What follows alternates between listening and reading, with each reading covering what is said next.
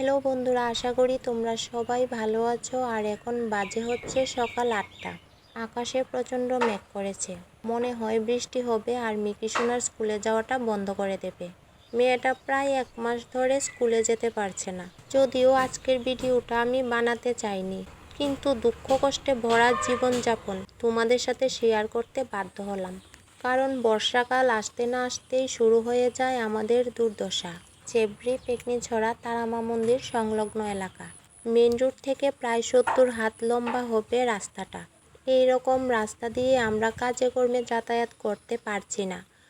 অসুস্থ হয়ে বিছানায় পড়ে থাকতে হয়, তবু চিকিৎসা করানোর জন্য বাড়ি থেকে বেরিয়ে হসপিটালে যেতে পারছি না। আমার মেয়েটা স্কুলে যেতে পারছে না, প্রায় 1 মাস ধরে লেখাপড়া থেকে বঞ্চিত। শুধুমাত্র ভালো একটা রাস্তার অভাবে আমার মেয়েটা নিরক্ষর হয়ে থাকবে, এই রকম যন্ত্রণা আমি মা হয়ে মেনে নিতে পারছি না। আমার মতো আরও 4-5টা পরিবারের সদস্যরা এই রাস্তা নিয়ে ভুক্তভোগী। তো এরকম রাস্তা দিয়ে সাইকেল চালানো খুবই বিপজ্জনক। আমরা ভাই গরিব মানুষ, কাজে না গেলে খাবার জুটে না।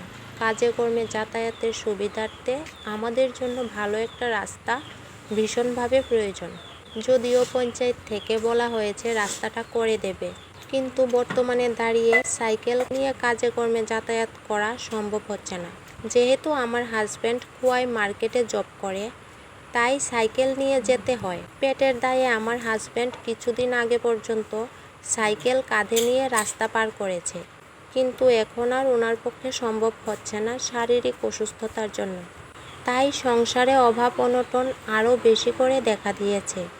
এইরকমভাবে যদি আরও কিছুদিন বাড়িতে বসে থাকতে হয়, তাহলে খাবার না খেয়ে মরতে হবে। আমি ভিডিওটা পাবলিক করে ঠিক করলাম নাকি ভুল করলাম তা বিবেচনা করার মতো বুদ্ধিটুকু আমি হারিয়ে ফেলেছি। এখন সরকারের কাছে আমার একটাই অনুরোধ, যত তাড়াতাড়ি সম্ভব রাস্তাটা যেন ঠিক করে দেওয়া হয়। আপনারা ঈশ্বরতুল্য, একমাত্র আপনারাই পারেন আমাদেরকে চরম দুর্দশার হাত থেকে রক্ষা করতে।